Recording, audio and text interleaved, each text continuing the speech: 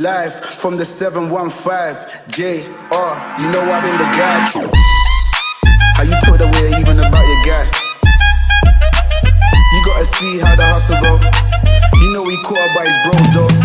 He's just another person, another victim, another one that's caught up in the roads. It's mad.